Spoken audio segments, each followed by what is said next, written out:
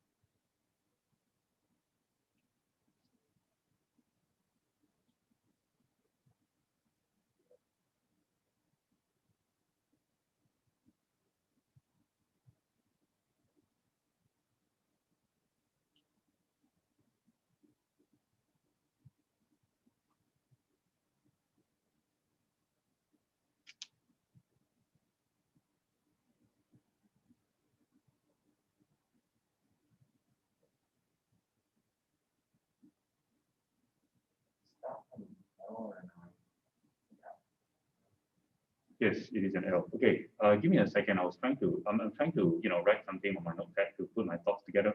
One second.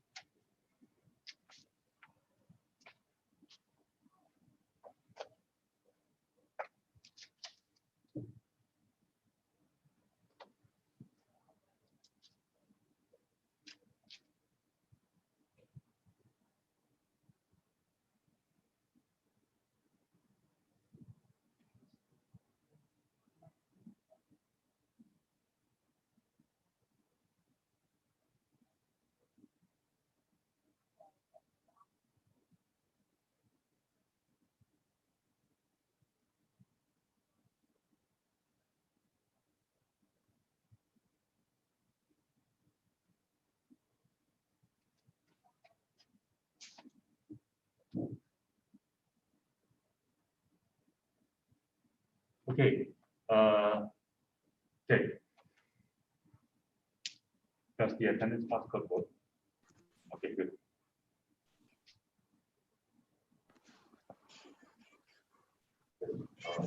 Sure, online as usual. Okay. Let me. Hopefully, those of you who are online are able to take attendance as well. Okay, I'm going to switch this thing off. I mean, stop the password. Okay. Okay. So as I mentioned last week, I'm going to spend one more session today. I'm going to spend one more session today talking about wait, sorry. Yes. Okay. I'm going to spend one more session today talking about this distinction between positive and negative liberty, because I mean, I realized last week that just spending one class session talking about it wasn't quite enough. I mean, we went into a little bit of detail talking about the implications of negative freedom or negative liberty. But I think we also need to, focus, spend some time talking about the implications of positive liberty. I think most of us, let's start by saying a little bit more about negative freedom first. So most of us are familiar with, have some familiarity with negative freedom. Very simply, to have negative freedom is to be able to live or act without interference from other people or from the state. Um, and you're probably familiar with that from reading Mill, right? A couple of weeks ago, Mill was basically he's basically a champion of negative freedom. When he talks about the harm principle and how you should be left to do anything as you please, so long as your action doesn't harm other people. And he is very adamant that in order for a society to be free, all of its citizens must enjoy freedom in their inward domain of consciousness, right? There must be certain guarantees that are, there must be certain guarantees of basic negative freedoms, such as the freedom to express yourself and publish stuff that you believe in, the freedom to associate with whoever you like, and the freedom to live the lifestyle of your own choosing. So all of this, the aim of all of these three liberties is to carve out a certain private sphere, a certain sphere of your own private action, which should be free from always free from interference by the state or by other people. And Mill and a few other people of his time basically had these very strong opinions that they had these very strong ideas that in order for any society to be free, these freedoms must be guaranteed no matter what. No government no government should be able to force you to do something or not do something if whatever you are if your if your current actions don't harm other people. So yeah, so they believe that that this there is this private sphere of freedom, this inward domain of consciousness, which should be inviolable no matter what. What are you doing? Working. What are you doing? It's the video you sent me. I didn't open it yet. Just Okay. said last day of quarantine. If Anyway, you're so Sammy takes it this morning. And A big old thing. Anyways, just she's like, so everyone except the exceptions below need to go into quarantine until Thursday, October 29th. I just violated somebody's freedom of speech by muting them. Sorry, I can't think straight when when somebody is talking at the same time. Oh, okay, negative liberty, freedom, new. Okay, but we saw from our discussion last week, we saw that there are a couple of interesting problems with negative freedom. I mean, first, even in a society in which people are guaranteed these basic freedoms, there are still practical problems that you have to deal with. Like for example, most people would agree that if you live in a society, you have to pay taxes, or you have to pay some kind of taxes to maintain the infrastructure. Most people, well, maybe not most people, but many people would also say that if you live in a particular society, you have to contribute to the defense of the society if needed. So if all of this is true, then it seems that practically speaking, at least in certain situations, the state can still coerce you to do something, i.e., pay taxes or contribute to the national defense. And so it seems that I mean, on a practical level, it's not always clear to me that you can always guarantee this this basic freedom of action. The other thing that we talked about last week is that you don't actually even need to live in a democracy in order to have these basic freedoms. I mentioned the possibility of maybe of an authoritarian state which could guarantee you these basic freedoms, right? I cited China as possible example. An authoritarian government could say to you, look, you can have freedom of expression. You can even criticize me if you want. Just maybe don't do it too loudly. So you can even criticize me if you want, so long as you don't rise up in arms against me. You can, and you can live whatever lifestyle you want. You can make as much money you want as you want. Be as immoral as you want. Do whatever you like. Just don't harm other people. You are also welcome to make friends with whoever you like.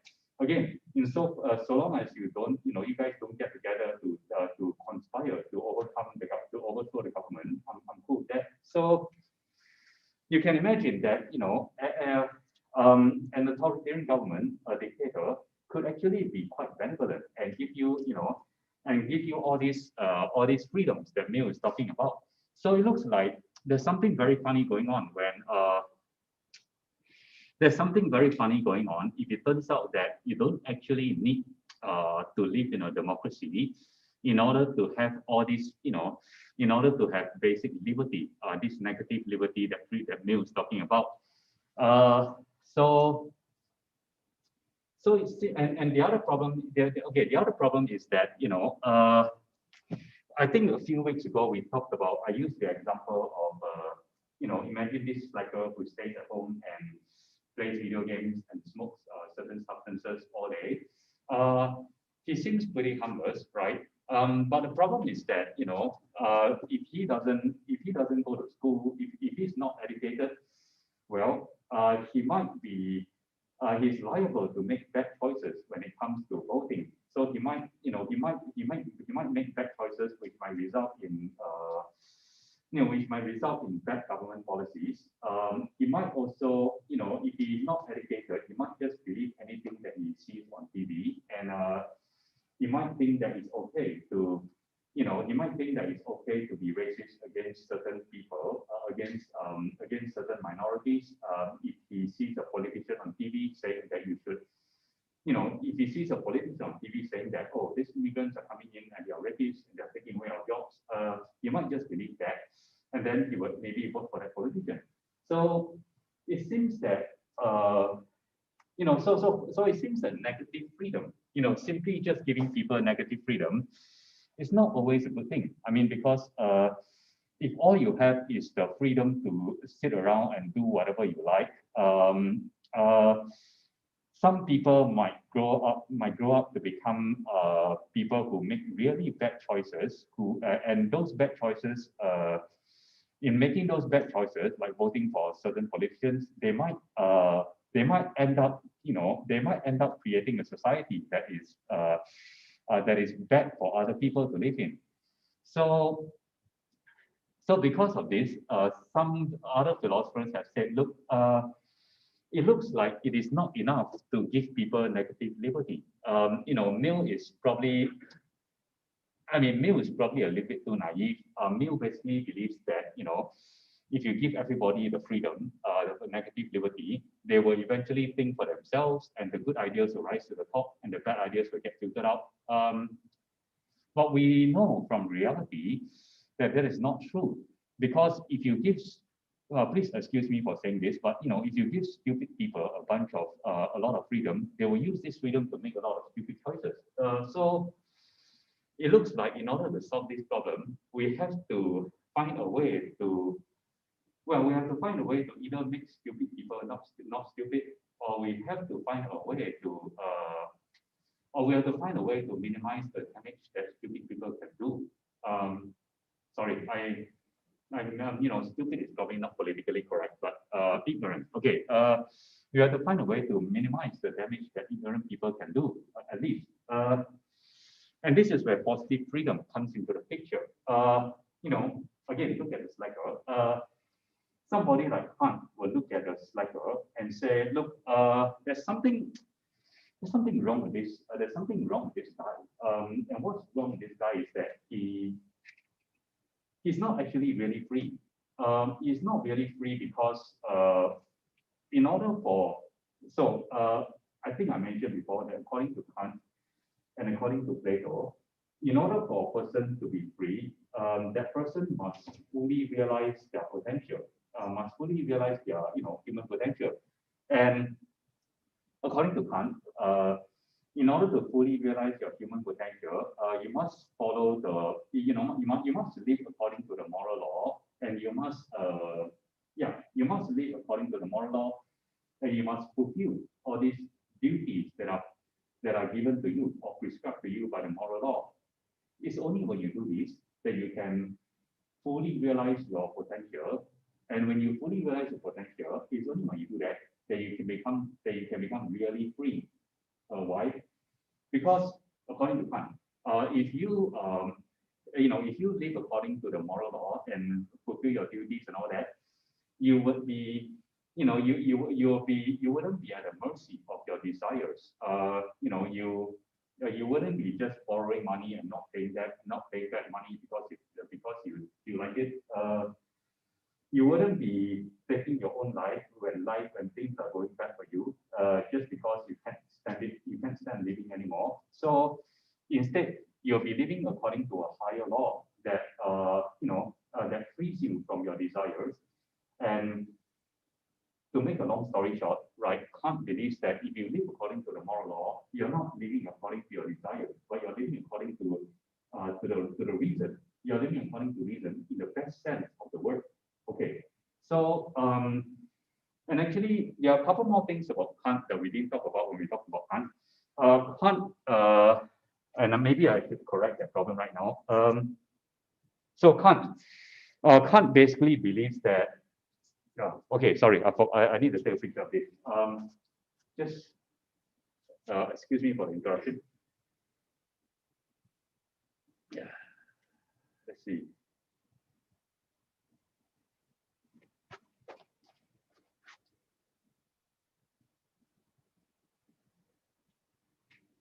Okay, so Kant. So remember when we were talking about Kant, unfortunately we didn't, we didn't, it's not really anybody's fault. It's like there is so much to talk about when you're talking about Kant. You can't really cover everything right away. But when Kant was talking about duties of moral law, actually the duties of moral law can be divided into two kinds of duties. There is perfect duty, and then there is imperfect duty. So he gives two examples of perfect duty. One of them is, duty to not lie or to keep promises. And the other one is duty not to take one's own life.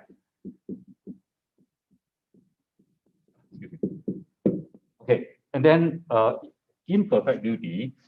He also gives us two examples of imperfect duty. And the first example is the duty, the duty to help others when you can.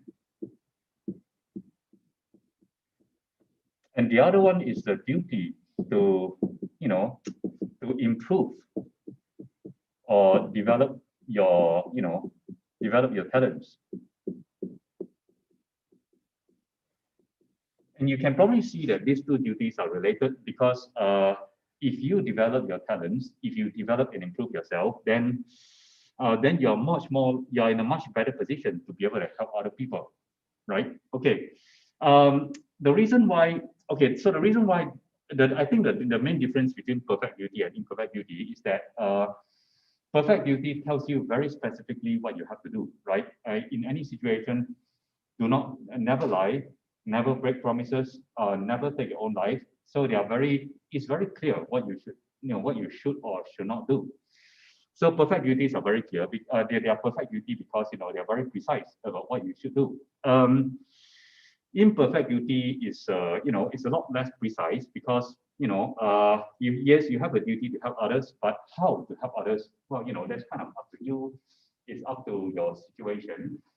Different situations will call for different actions, and depending on your resources and all that,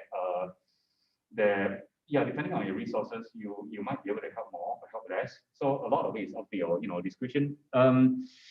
And then same thing with the duty to develop your talents. There are many different ways to develop talents, right? Maybe you might decide that you want to become a better chess player, or you might decide that you want to become better at philosophy. But you can't do all of this all at the same time because of, again, limited time, limited resources. So, there is a lot of leeway for you to make your own decision as to how you're going to develop yourself. But the point is that if you do recognize that, if you do agree with Kant that the moral law is the law that will set you free, that will allow you to act from reason and not from your desires, then you will recognize that you have all these duties to help other people and to develop your talents, right? Okay, so you come back to the slacker, right? So Kant will look at the slacker and say, look, this guy he's not really free because he's having a lot of fun sitting around there, playing video games and all that. But he's not developing himself. He's not doing anything to develop himself. So he's basically just a slave to his desires from one moment to the next. It's only when he rises up, stands up, and develops his talents, maybe go to school or take some courses or whatever, that he can fully become free. Because then he will become somebody who is fully realizing his potential. And only when you do that, then you can be free, like really free. Okay, Matt? Okay. See, what do the people over there have to say? Oh, Can you please make sure to take a picture of the notes? Yes, I just did the last one, and I'll make sure I'll do that for this as well. Thanks for the reminder. Okay.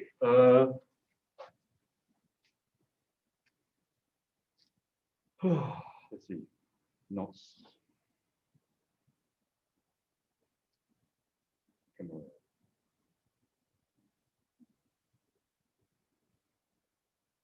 Okay, so if Kant is right, that the slacker is not really free because, because it's not fully realizing its potential, then what?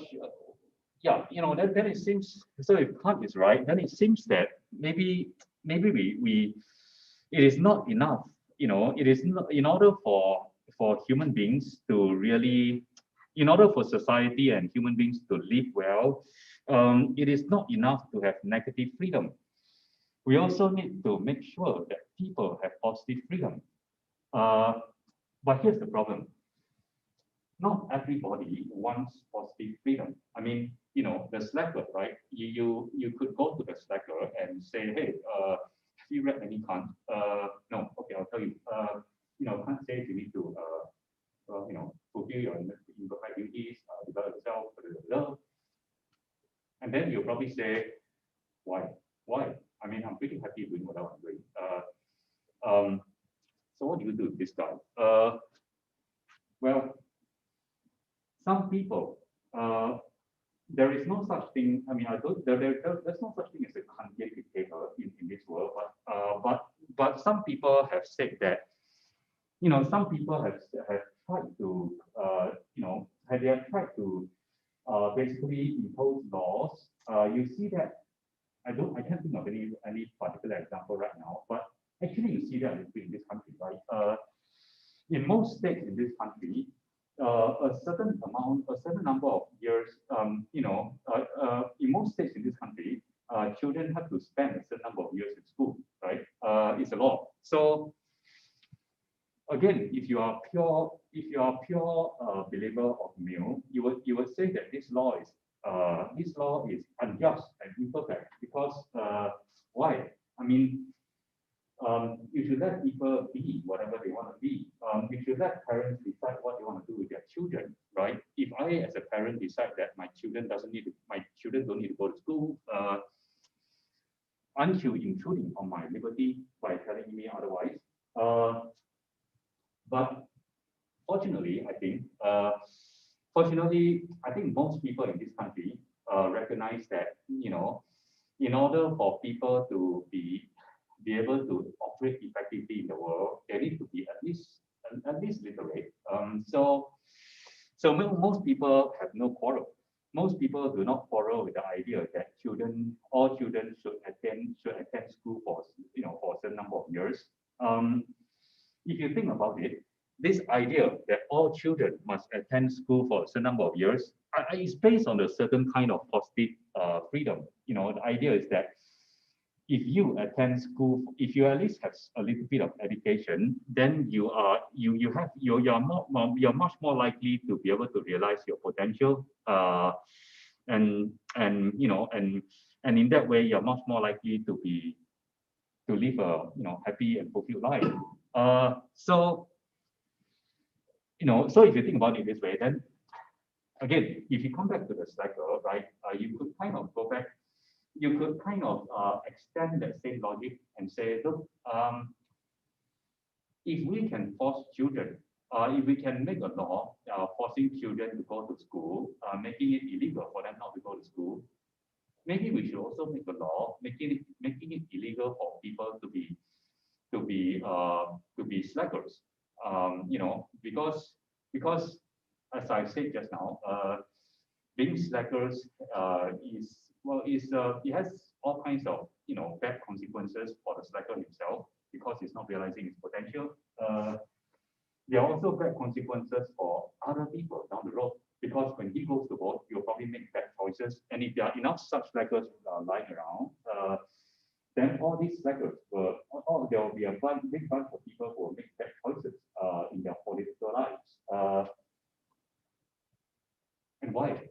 Why should we allow a bunch of why should we allow a bunch of people who don't want to take care of their lives to to ruin everybody else's life. Right? So either either we come up with laws that make it illegal for people to be slackers, or maybe we can also maybe if we think that that's too inhumane, we can come up with laws that ban slackers from voting, because we know from everything that I've just said, we know that slackers will probably make bad choices, so we can't allow their bad choices to ruin everybody else's life. So yeah, so I don't know. I mean, I was going to say more, but the idea is that if you believe in if you believe in positive freedom, and if you here's one more thing. Actually, you might object to this by saying, hey, look, isn't that really? I mean, aren't you restricting the freedom of the slacker if you say that he has to go to school? If you ban him from being a slacker, aren't you restricting his freedom? Or if you ban him from voting, aren't you also restricting his freedom? The answer is actually, if you believe in positive freedom, the answer is no. I'm not restricting his freedom. Why? Because again, right? If you look at children, when we make children go to school, are we restricting their freedom? Probably not. No, right? Because children, they are, they're not fully mature beings, so they can't really know what's best for themselves. So we can't expect children to make their own choices, because they're not mature enough to do that. So we basically have to make choices for them until they get to a legal age, like 18 maybe. So if so the idea, right, is that children are not fully in possession of their rational, they are not fully rational beings, because because they're immature. There's a sense. Okay. So let's think of children first. Okay. So if children are not fully rational beings, then if we make them go to school, we are not restricting their freedom.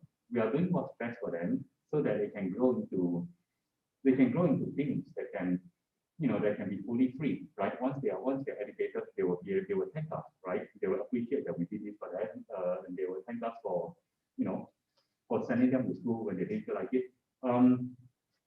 Could it be that maybe the same thing is true of the slacker? Just sometimes it's not just children that are not fully rational. Some people are also not fully rational, like the slacker. So the slacker might complain that we are restricting their freedom when we force them to not be a slacker, or when we ban them from voting. But once he wakes up, so to speak, and goes to school and improves himself and is no longer a slacker, he's going to thank us for for having all these laws that ban him from being a slacker.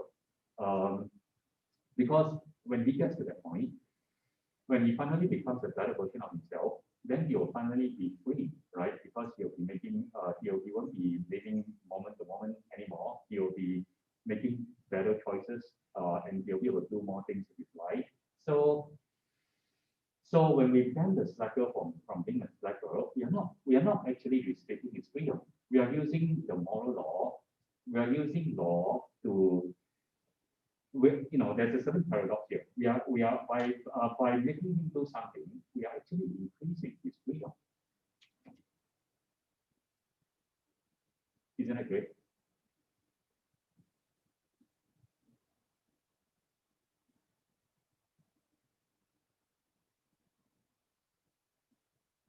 That also be argued to really force people down a certain choice. Like you could say that you're not like some authoritarian government can choose what job people have, saying like, we're not limiting you. We're helping you choose the job that you would want to really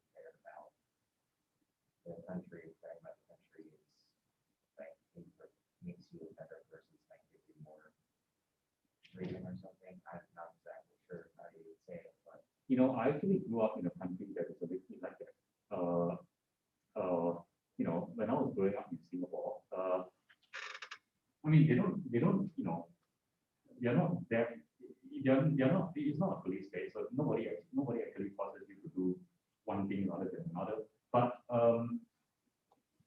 there is, there is a strong social opinion that it is better for young people to be in to go into the STEM fields because STEM, like what is it, science, technology, engineering, mathematics.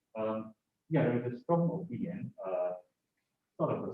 It's kind of a moral social consensus that it's better for young people to enter the STEM fields, not just because you can make more money, but because if you enter the STEM fields, you are you're much more likely to be able to make a positive contribution to society because people always need engineers and scientists and all that to do to build new things or do research into the new things. We only need so many artists and poets and all those things. And you could even argue, like Plato did, that if you have too many poets, there might be a bad influence on society, on young people, because some of these poets will probably write all kinds of romantic lines that make people too sentimental and unable to do what is needed of them. I remember when I was in my sophomore year in college. This was at the National University of Singapore.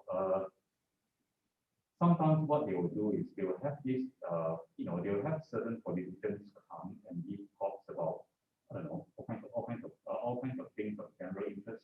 So they got this guy who's I can't even remember his position. I can't even remember what he was exactly, but so they got this politician to come and give a talk about stuff, and then somebody, a student in the audience, asked a question about pursuing their dreams and all that.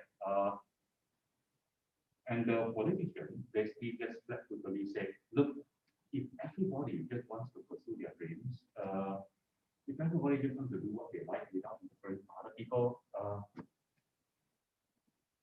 what would become of the common good? What will become of society?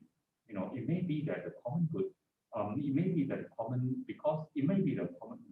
good dictates that you shouldn't go to art school or film school. Maybe the common good dictates that you would serve other people and maybe even yourself better if you became an engineer or an accountant rather than a filmmaker. Anyway, so this is kind of a long-winded story. There are societies in the world. There may even be societies in the world that are even more draconian than that. They might even have laws that more or less filter people into specific disciplines. Actually, the education system in many Asian countries is very how do I say this? It's very compartmentalized this way. So from young age, from the time you are in elementary school, you start taking all these exams. They call them exams, but basically what happens is that depending on how you do those exams, they will filter you into what they call different streams. So if you do really well, they will filter you into the STEM. They call it the STEM stream, and you take a whole bunch of, and then most of your classes they go mostly STEM classes. And if you don't do so well, you'll filter you into what we call a business stream, and you end up taking a whole bunch of business classes in high school and maybe college as well. And then if you do even that well, they will filter you into what is called the art stream, where you take a whole bunch of humanities classes like philosophy. And then actually there's even one more level. If you do even that well, they will filter you into. They'll basically send you to a trade school where you will learn to become an electrician or plumber or whatever. actually, I don't know why it's so bad to be an electrician or farmer. I think they're doing something useful with their hands. Yeah, I don't know. Listen, this I might be going a little bit off topic here, but there are societies that kind of do that. And the idea is quite simple. The idea is that you can't leave it to the common citizen you can't leave it to the man in the street to just always to decide for himself what he really wants to do with his life because uh, because the man in the street, well, there's a reason why he's a man in the street and not the leader of the country. And the reason is more or less because he's not as enlightened as the people who are running the country. So as somebody who's running the country, it is your responsibility. It is your responsibility not just to make sure that not just to make sure that the gears of government are turning and all that. It is also your responsibility to make sure that that there is some hope for the future, so to speak. And in order to have hope for the future, you've got to ensure that people are doing the best things with their lives that will benefit society in the long run. So if it turns out that that society is going to need a whole bunch of people in the STEM disciplines more than they will need poets or filmmakers, then you've got to make sure that most people, or at least the people who are the best and brightest in your schools, go into the STEM disciplines. Because if you don't, well, then you're not really doing the job.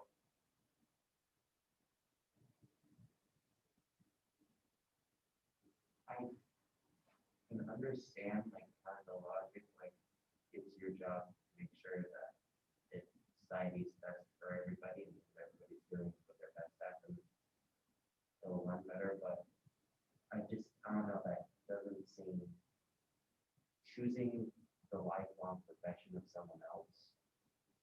And yeah, maybe this guy's better at math, but he doesn't enjoy it. He enjoys something else. That doesn't sit right. It doesn't really, to be really honest with you, it doesn't really sit right with me myself either. In my own private moments. But who decides that what is best, like the leaders? But if you're a leader, then your son or your daughter or your kids are going to have a much better chance. And so, like pursuing positive freedoms kind of makes it harder to have negative freedoms, and it kind of pushes away equality because you have to like bring people on how enlightened they are. See what these people are thinking. I think what these leaders are thinking is that they're not really saying that negative freedom is totally useless. I mean, many of them have actually read the mail. So I think what they're saying is that look, if you delay gratification for right now, and maybe suffer a little bit, take a whole bunch, become something that you don't really want to become, like an engineer or whatever.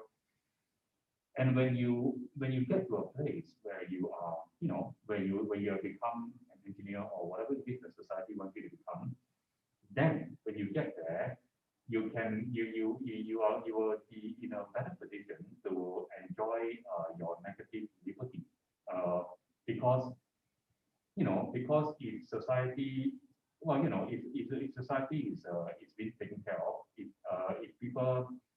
if there's a sufficient number of engineers or scientists or whatever to do the job that needs to be done, so that new things are being built and all that, then it benefits everybody.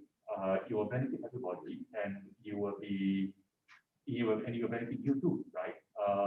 And then when it gets to that point, you will be able to enjoy the fruits of your labor, and you will be in a better position to enjoy your negative liberty.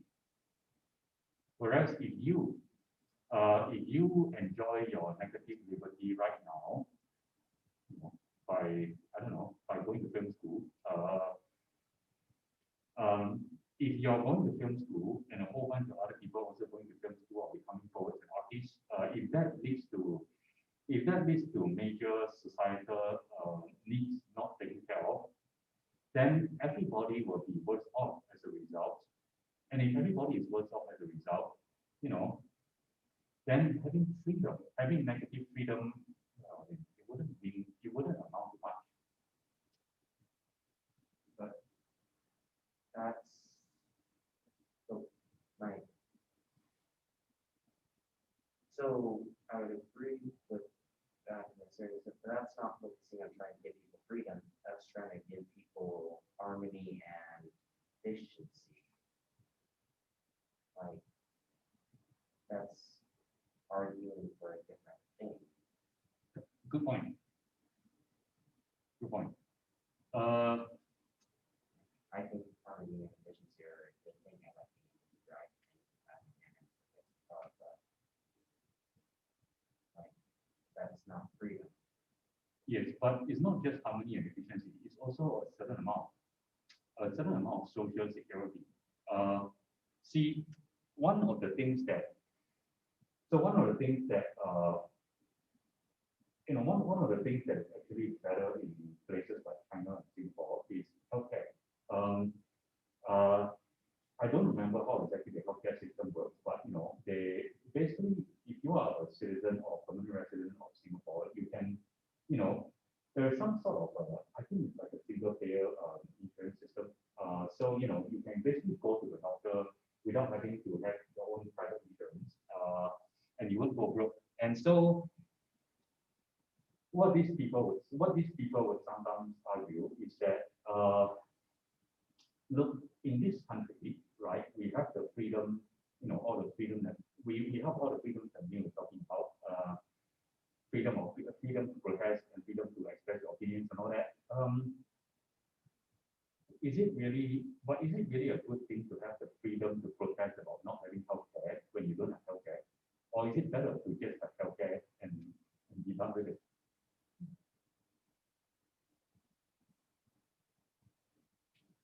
I mean,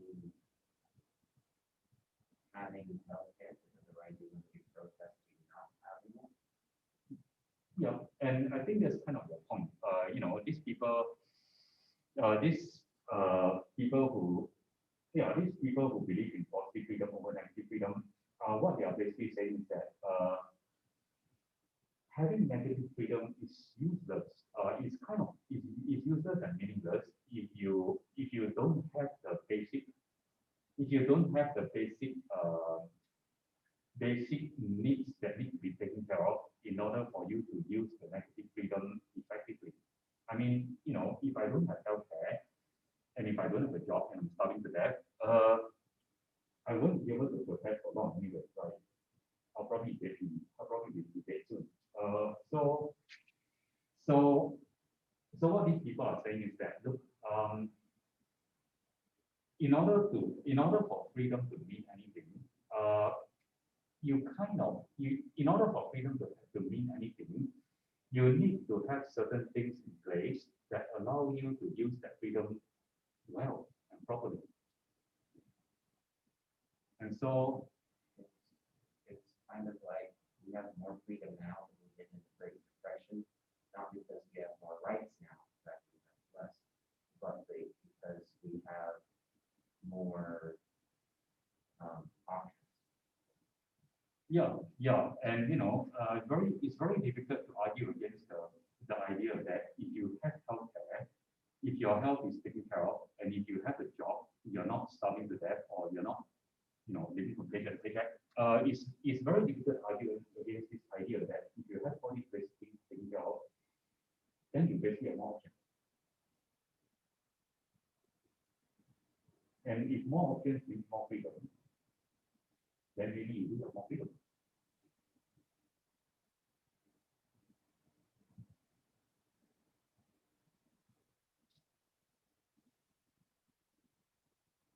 I mean, you're giving up some choices that have more choices later on. Later on, Yeah, or something like that.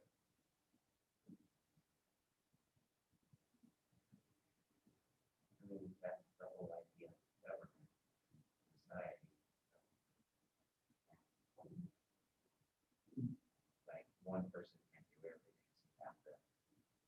get something done.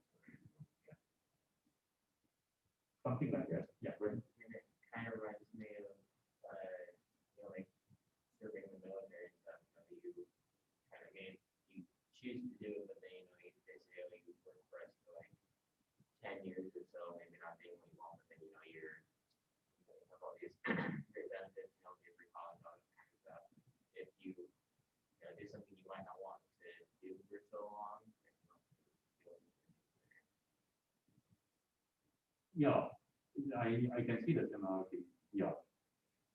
Yeah, I mean, there's a, I think, wasn't there all these studies, surveys, and all that shows that I think more than half of the people who join the military in this country, especially young people, they're actually doing it to escape poverty, which is, fair enough. Good if there's a respectable idea. And what about it's the individual person, like when they're setting up a government, like founding fathers of any given country, they get to choose which one they think is more important, positive freedom or negative freedom. But what about the people born into that country, say 100 years later? What if they don't? You have someone who believes that, what, I don't really care that much about the society in general, but I do care about me and my family and my small group of my in-group being able to take care of, so they think negative freedom is more important, or vice versa. Like you are a person who's like, well, we have to take care of everybody in the country, not just the people who are smart or the people that you have to take care of everybody, not just the people who have a good advantage. So what happens to the people like who disagree with the setup? well, so basically, let's see. So basically, those people who disagree, well, we can say that they are disagreeing with the social contract, more or less, right? They don't, they're not, yeah, they're not really buying into the idea that, that the founding vision of, the country is so important to them, or something like that. Well, I don't know. I mean, You can always give up negative freedom to get positive freedom. But if you're not getting positive freedom because you're not the kind of person that takes advantage of it, then you still don't have that negative freedom. It's kind of a one-way tie. okay, sorry. Say that again. I'm trying to kind of put things together. Like, if you're in a country that has a lot of negative freedom, you can and it's democracy or whatever, you can always trade that negative freedom for more positive freedoms. But you can't go from positive freedoms to negative freedoms as easily without vote. Good point. Yeah, good point. Yeah. So yeah, that's a good point. So maybe what you're worried about is that what you're worried about is that if you decide to if you buy into a certain vision of what society is going to be like, and you sacrifice a certain amount of freedom to do that, it might be irreversible, at least for you, right? Maybe things will be different for your children, right? Maybe your children will get to enjoy the fruits of the labor and all that. But for you, it might be irreversible. Yeah. Yeah. I don't know. I mean, that's a good point. And then maybe the worry is that maybe your worry is that what if you end up what if you end up subscribing to giving up? What if you end up giving up your negative liberty in order to pursue a vision of positivity that is maybe wrong or flawed? Yeah. Like all those people who give their life for the revolution or something. I mean, that's not this country maybe, but One of the French revolutions that failed, or the Nazi revolution in Germany. yeah. Like there's a lot of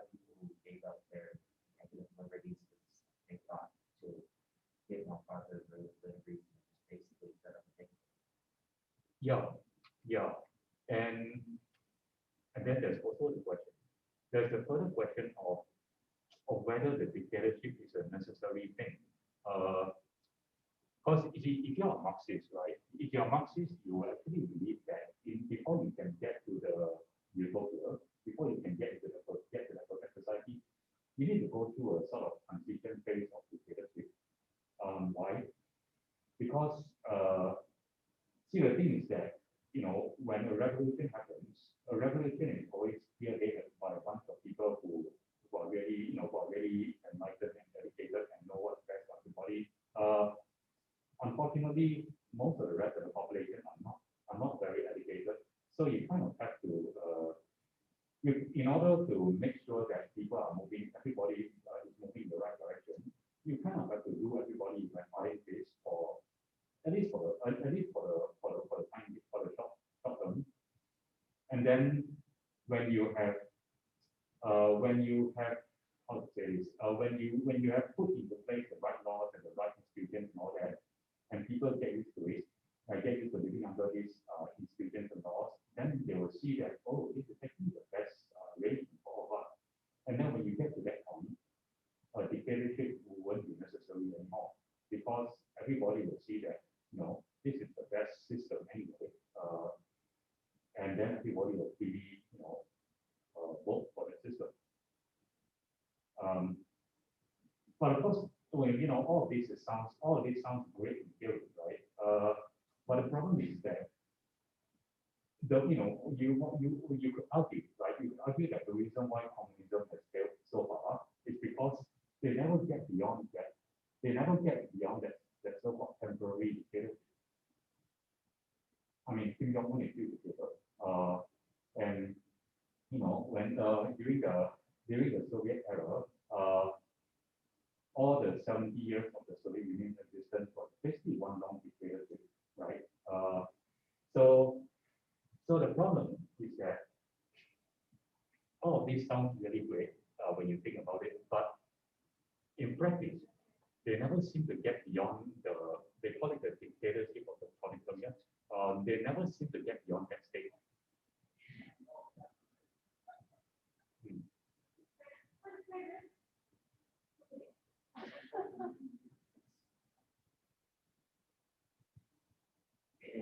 I guess my biggest concern is, honestly, I think positive.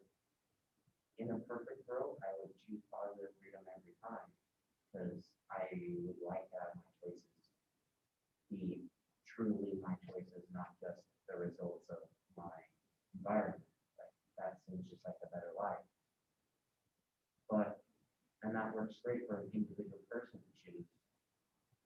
But if you try to force it on people, you have somebody who has way too much power over other people, and that I don't know. I'm not know everything about history, but can't think of a time that that's ended well. Yeah, maybe not like that.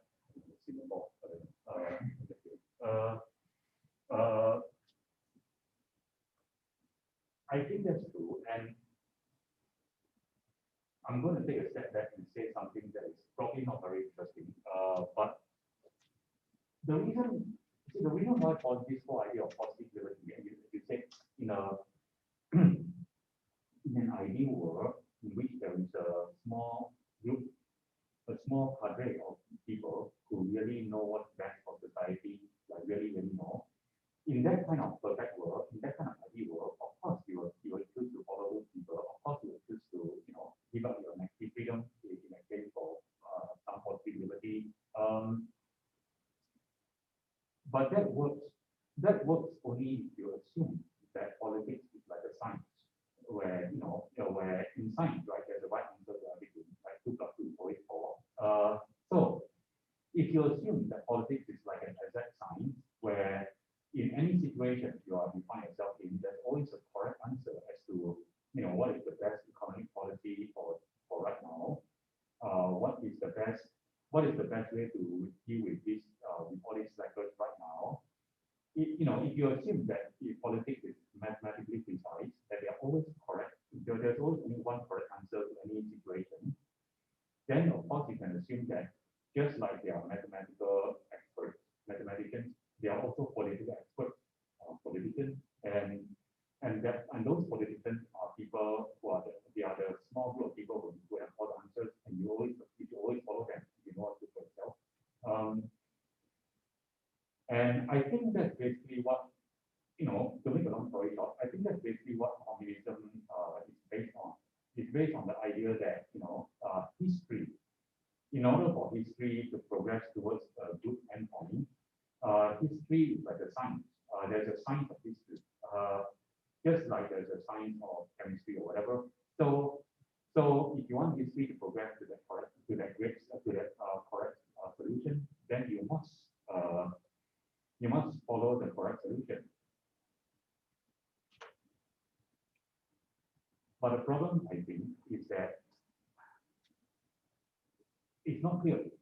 I'm not saying I don't know the answer to this. So I would say that it's not clear. It's not clear that there is a correct answer to every political problem. It is not clear that politics is a precise exact science like chemistry or mathematics. I mean, I know they call it political science, but I don't know. I mean, they call it the political science, and they call psychology and political science and all these things the social sciences, right? And this was, and the social sciences basically started in the more or less in the 19th century. So they were started during a time when people had this positivistic view that that psychology and political science and sociology, they can be made to be just as exact as mathematics. But now I'm really not so sure.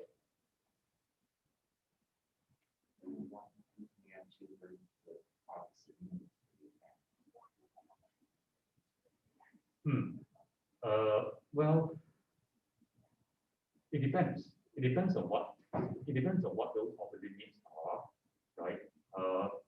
So the idea is that if you have two groups with conflicting needs, well, if you have an exact science of politics, then the science should be able to tell you which one of the two opposing needs are more important and need to be fulfilled.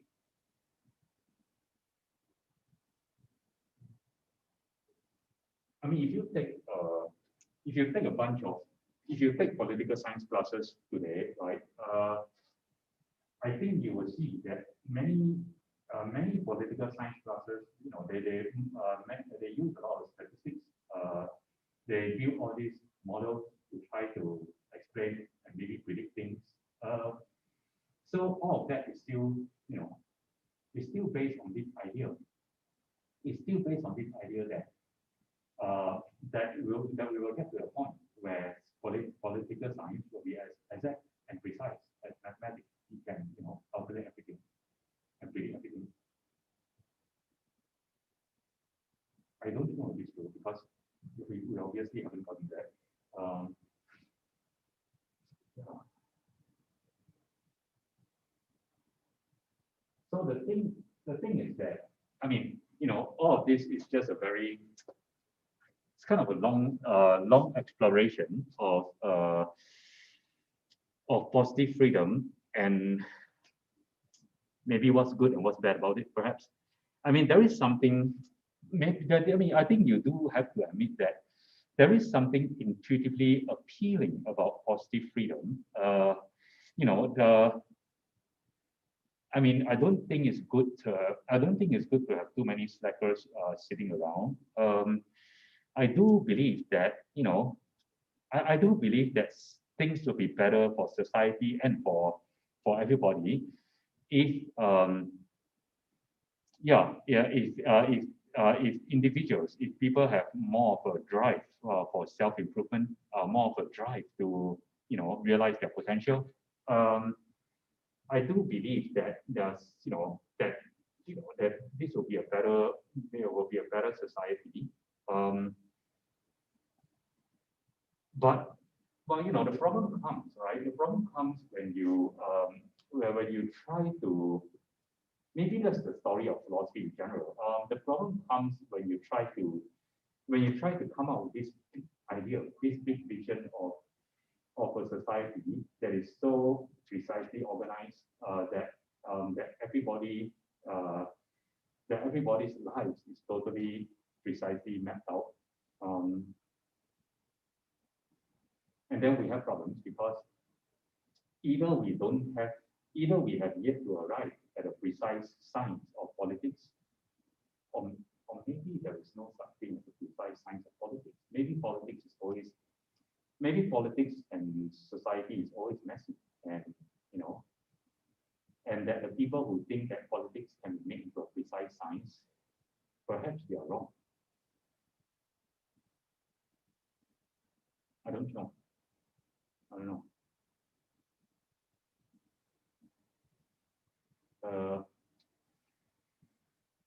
I mean, I think in real life, in everyday life,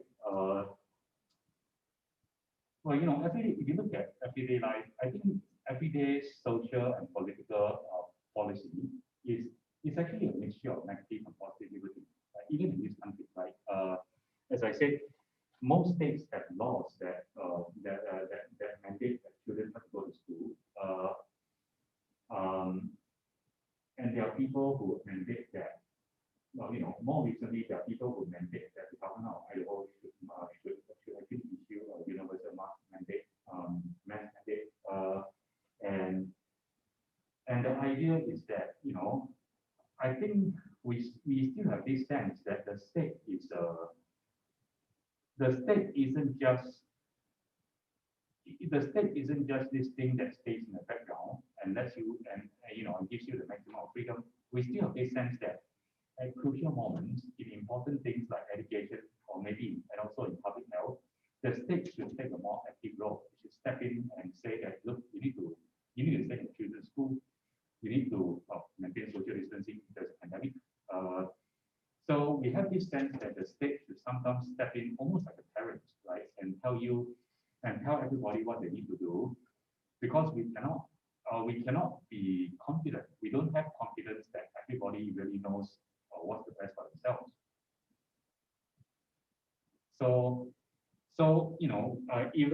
Even right now, right, in many of our political policies, social policy, there is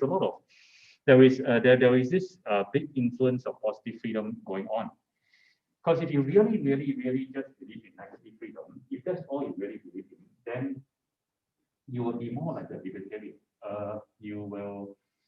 You'll probably believe that the state should only exist the state shouldn't even provide any healthcare services or any kind there or mandate universal education. The state should only be there to maybe collect a very minimum amount of taxes for maybe the police force or for national defense. The state probably shouldn't be in the business of building highways because you don't really, I mean, if people want highways, they will come out with their own money to build those highways. So if you really are a pure disciple of Mill, you will be like a libertarian who basically will basically be arguing for a very, very, very small government. But I think that most people, I think even libertarians, even most libertarians are not pure disciples of Mill. I mean, most libertarians, at least in this country, they still look forward to having social security when they retire. They still use the freeway, right? So nobody, I don't think anybody can be a pure disciple of Mill.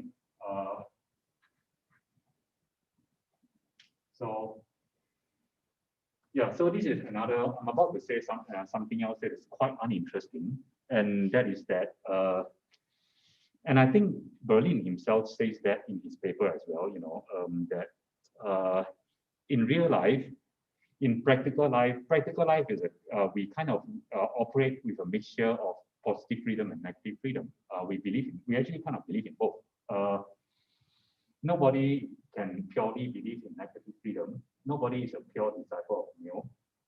Well, maybe they are, but they probably like these people probably live in the woods somewhere. And but most people cannot be pure disciples of Neo. And most people are also not pure disciples of Marx or Kant either, because we don't have that kind of faith. We just don't have that kind of faith in in a small group of people being able to know the right answers to everything. So most people are somewhere in between. They subscribe to certain ideas of negative liberty and certain ideas of positive liberty.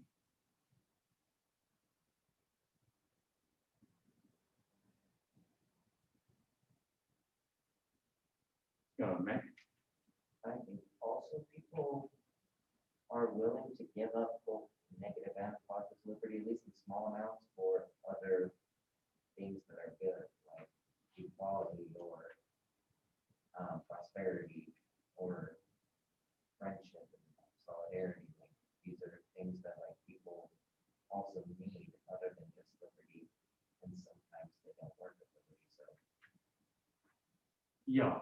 Yeah, that's an interesting point too. I mean, people have made, many people have made the same observation about, well, here's a very mundane example. So, in the paper, Mill has he devotes a couple of pages to talking about paternalism. So, suppose I lose my job, okay? Suppose I lose my job and I go move back in with my parents. But my parents are very nice people, right? They say, look, we know that you are, you are going through a hard time. Yeah, we know you're going through a hard time, and we know that you need some time to get on your feet. But in the meantime, we're going to make sure that you're well provided for. We're going to make sure that in fact, we're going to make sure that you can continue to have the social life and all the nice things that you had when you had a job. So we're going to give you this credit card with a very high spending limit, and listen, I know this sounds like you're not going to be very comfortable with it, but we're going to pay a credit card bill for the next few months. Okay, so I go back with my parents, but on the surface, right? On the surface, my life hasn't really changed very much. I mean, I'm now living in a different place, but I still get to go out with friends. I still get to buy the things that I want, except not with my own money.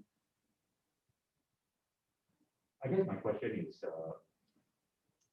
do I now have the same amount of liberty that I had as before, or am I less free just because I'm living my parents' money?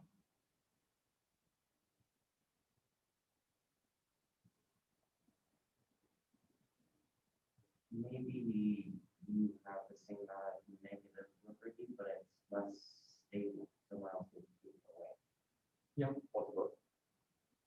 It's a bit more, precarious maybe. Yeah. Actually, let's hear from the people on Zoom. Hey, all of you guys on Zoom, I hope you heard my last question. So in case you haven't, I'm going to repeat it. So, okay, so suppose I lost my job and I go back to live with my parents, but my parents are very nice. And so they decide to give me this credit card with a really high spending limit.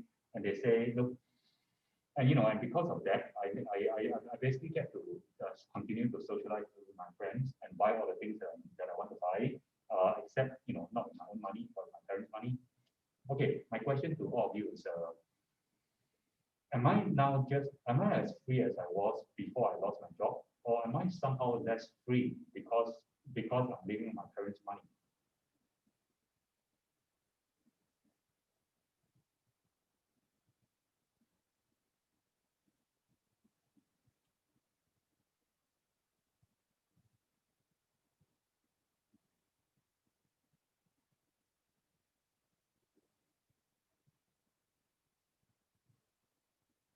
Oh, okay. Okay, maybe you guys don't know what to say. Okay. Yeah, so Matt, you were saying that you probably think that I think what you say is that I still have the same amount of negative liberty, right? But then the second thing is there was less security or something. Like someone else can take away the message that they're forcing on someone else. Yeah.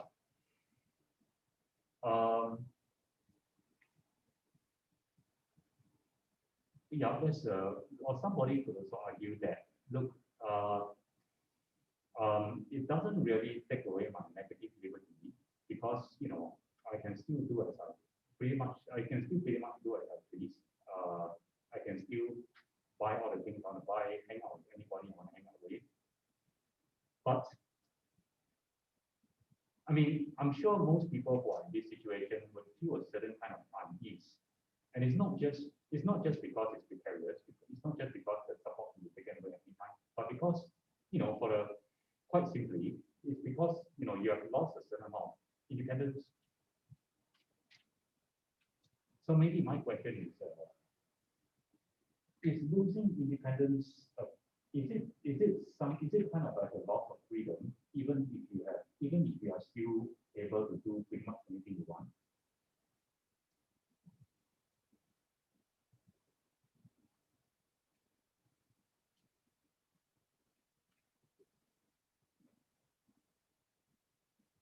Okay, those of you on Zoom, I wonder if you're even hearing me I'm saying. Same question. Is the loss of, if I lose my independence because because now I'm living on my parents' money, if I lose my independence, is it like a loss of freedom, even though I can still do whatever I want?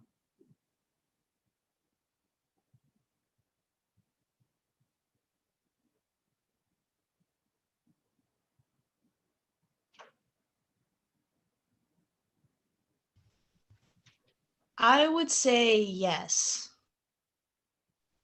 Okay.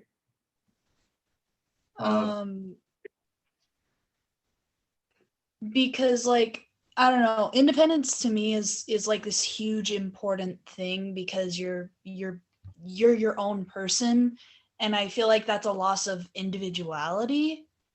So like of the freedom of individuality, that's kind of the only way that I see losing independence like that. Yeah. It's a loss of some kind of freedom, probably not negative freedom, right? Because I can still do whatever I please, but it's like it's not quite positive freedom either, because my parents, right? They want me to get on my feet, right? So they are the whole reason for supporting me unconditionally right now is because they want to make it, make me free.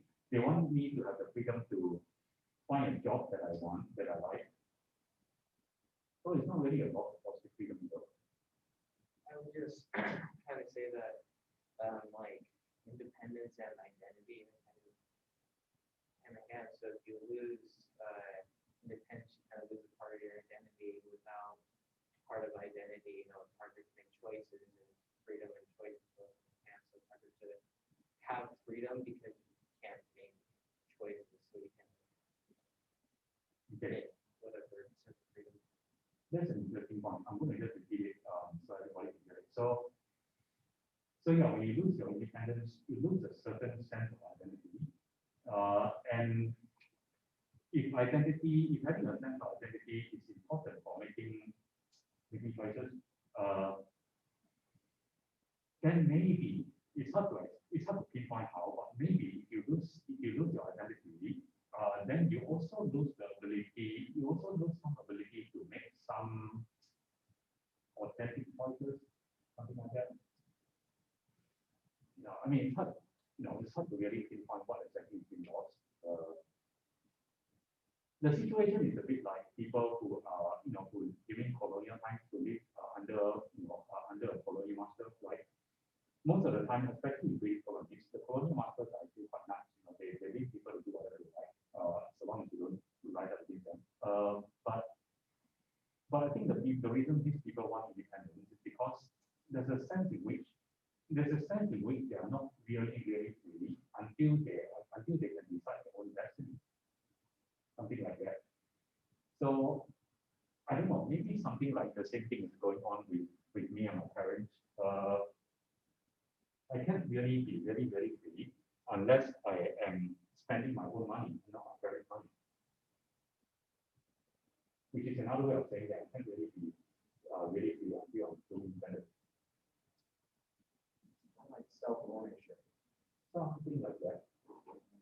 Nothing. Even if you can do whatever you want, but if you don't, and even if your choice, like if you had someone who had the ultimate say in your life, but they just never used it, and you found positive freedom where you are free of your own desires, and so you have all these negative liberties as well, but you can do whatever you want, you're free of your own desires, but there's still something holding you back. You don't get to ultimately choose what you want because someone can always veto it. Yeah, correct. Something like that. Yeah. I'm gonna think about this some more. In the meantime, it is 12:19. So I do have to let you go. Okay. We'll continue to talk more about rights on Thursday. Try to look, read those two articles that are posted on Moodle for this week. One is about rights, and the other one is do we have a right not to be hungry? The second one is a bit easier to read, so maybe start with the second one first, and then try to get through